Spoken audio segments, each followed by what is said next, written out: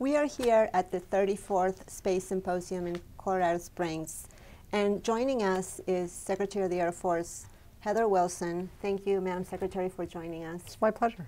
So, you are shaking up a lot of things in space. You just announced a major reorganization of the Space and Missile Systems Center.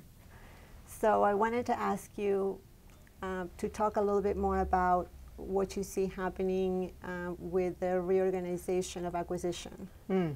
We've been working since December. Lieutenant General Thompson out of the Space and Missile Systems Center in Los Angeles, which does all of our space purchasing, has been looking at the organization of SMC and how it needs to be restructured in order to achieve speed and high performance. And so he's been leading a series of sprints in 2 or 3 week chunks with the leadership in the Pentagon and SMC leadership to look at what do we need to do to improve performance. And it's all really driven by this threat that we see in space today that hasn't historically been the case.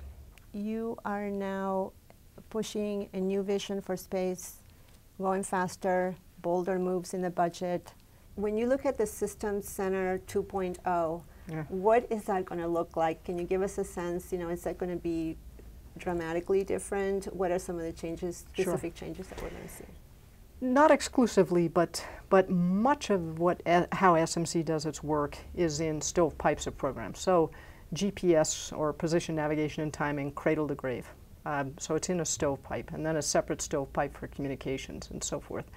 We're going to break that up a little. There will be an architect that looks across the entire enterprise to look at enterprise kinds of solutions. There will be a development core. So all programs in the development area or the development part of their life cycle will be managed in a core rather than program specific.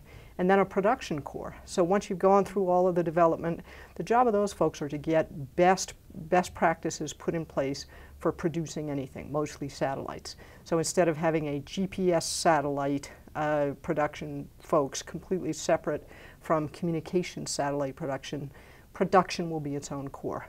And then a kind of a foundation, which is, you know, finance and contracting and legal and those things. 2 completely new offices, one on innovation, and this is really a realization that there's a lot going on in space outside of national security space. So how do we engage the innovators and then spin things on to national security space? And the second, allies and partners. There are more and more countries that are engaged in space in some way, and it's really too much to ask a program manager to be working that with other countries. We really need an office whose job is really those foreign engagements. So that's what the new structure will look like. It'll reach initial operating capability in October of this year.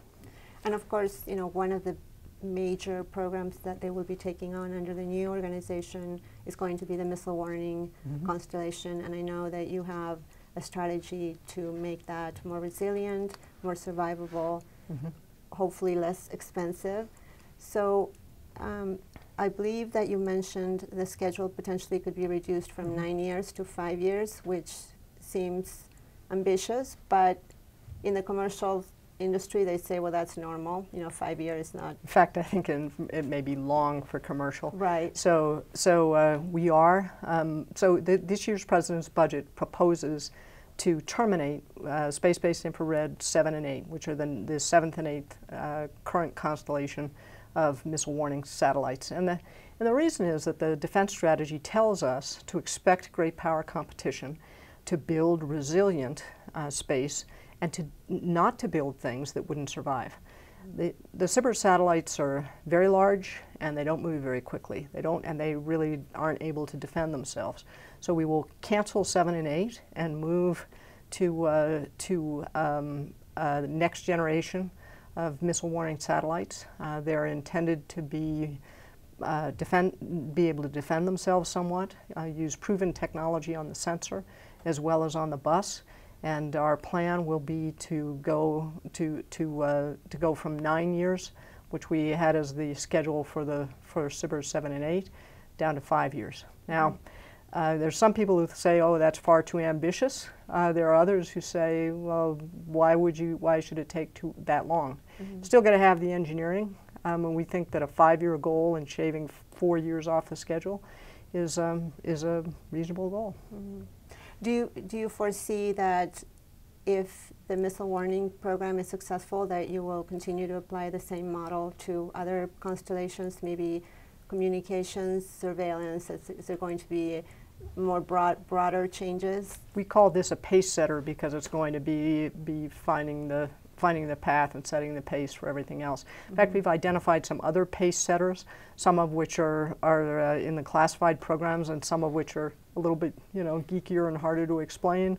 But this is only one of what will be 5 or 6 initial pace setters, and what that we think will help to do is show the way in which we're going to get back to moving quickly towards new capability. So they're only leading the way, and we want this to become the new norm. I'm sure that you'll be engaging with members of Congress, with committees in the coming months. I know they have a lot of questions. They gave you a lot more money, but they also want to see results, and they want to see movement and capabilities. So I guess I wanted to ask you if you could talk about what you see as your upcoming conversations with Congress. What are you going to tell them about your new move fast, go fast strategy, and how are you going to convince them that they're going to get results for all this additional money that you got? There's really 2 pieces to that. Of course, it's not limited to space. We've been given additional funds, and the first priority actually is restoring the readiness of the force. Right. So we have a number of initiatives underway on that. But the Congress, what really drove acquisition reform in 2016 and 17, we are now using those authorities and trying to up our game. So a lot of authorities were delegated from the Office of the Secretary of Defense down to the services.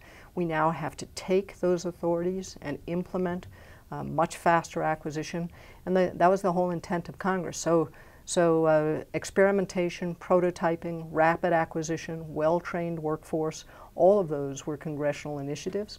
I've testified twice recently on acquisition reform and implementation of acquisition reform, and we try to be very proactive in answering questions about what we're doing and how well we're doing and where we still have work to do. Do you feel sometimes that they're asking you to go fast, but then they don't want you to take too much risk? Is that a little bit contradictory sometimes? I don't get the specific don't take risk, but I do think that we have this irony where the operational side of the Air Force will take tremendous risks on our behalf, and the administrative side of the Air Force has often been punished for every risk they've ever taken. And some of it has to do with the perception that oversight, or you only get oversight when something has gone wrong, and then somebody's going to say, well, how do you make sure this never happens again? And they will add more checks into the system, which generally don't improve outcomes. They do increase the amount of time that it takes to get programs through a process. I think some of the answer back to those questions has to be an experiment is an experiment for the reason. Sometimes things don't work the first time. And what you try to do is fail productively and very quickly move programs forward. We don't intend to back off of what we're trying to achieve with both speed and very high levels of competence in running programs. So on the subject of risk, there is a big conversation now in the industry as far as how much risk the private sector is taking on. The commercial space, they fund all their architectures, and that's their business model. There are companies more in the aerospace and defense that expect the government to fund the R&D. So what kind of message would you have for the private sector looking at making potentially high-risk investments, or trying to gauge how much they should invest for some of the requirements that you have in space?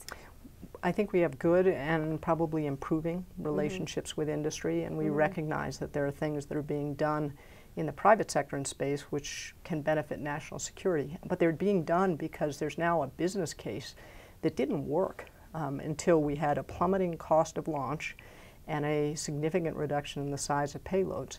those two things together close business cases that wouldn't have closed before. And so there is this opportunity for commercial space that's, I think, real within the next decade here. And the technologies and techniques that are being developed to serve that commercial market might also have utility for national security space. And we are very interested in rolling those on. The Air Force, for example, doesn't build rockets anymore. We buy launches. We work with launch companies to develop, help them develop whole families of rockets that will cover all of the things we need, but also are covering a wide variety of commercial opportunities. So I think have a pretty good relationship with more commercially oriented companies, and we're trying to do things to make it even better. We just set up the Space and Missile Systems Center, just established a $100 million consortium, Space Enterprise Consortium, intended to look at very innovative things with really simple contracts, and just signed the first 2 contracts. They're for microsatellites to go to geosynchronous orbit and see if we can do that. And, yeah, that's pretty amazing things. Yeah. Now, as far as some of the launch developments, we just heard this week about a new company, a new rocket coming into the Air Force national security launch market, and there's going to be a new generation of vehicles as the Air Force moves forward to replace the Atlas V that has the Russian engine. So how do you feel about the progress being made in that effort in trying to get a new capability, domestic, all-American built, and how confident are you that this is going to be done on schedule? You're required by law to develop this capability to have assured access to space, and we have a limitation on how long we can use the RD-180 Russian engines. The Air Force has partnered with a number of companies. Their research is going forward, partially funded by the Air Force and partially funded by these individual companies to come up with a lift vehicle that's an alternative to the one that uses a Russian engine. And so far, I'm confident that we will have some success there. The Air Force Space Command now has a vice commander that is located in the Pentagon and that you will be working closely with. How do you see General Thompson fitting in with the rest of the space offices in the Air Force, and how do you see that unfolding in the future? How is that going to help you in what you're trying to do in space? I think it'll help Space Command a lot. General Raymond is located, his headquarters is here in Colorado Springs. He is now also a Joint Functional Component Commander under STRATCOM, so he has a significant warfighting responsibility. At the same time, we've got a lot that's changing in space. We've got significant changes in the President's budget, alignment on the National Defense Strategy, and from the President, the Vice President, the Secretary of Defense. So we've got a lot going on in space. I think by having a Vice Commander, it'll mean that General Raymond can focus a lot more on warfighting and a little bit less on the frequent flyer miles back and forth to Washington, D.C., so he'll have some help in that regard, and I think that'll be useful for him. General Raymond mentioned yesterday that there's a new warfighting concept and that they're very excited, and they worked with the NRO, the National Reconnaissance Office. So how do you, what was sort of your reaction to that new concept? Is this something that gives you confidence that the warfighting aspect of space is going to be addressed? Yes, and this is something that that's really been in the works. It was longer than this was something that General Raymond and his predecessor, General Hyten, had been working on to figure out, all right, how are we going to meet this challenge? We do work very closely with the NRO. Of course, National Reconnaissance Office is actually was a joint venture between the CIA and the Air Force. It was a black program under the Air Force for decades. And about 40% of the people in the NRO are actually Air Force officers. So we have a very close relationship historically with the NRO. It is a separate entity under the intelligence community, but what we have is alignment on and presence in how we intend to operate in space.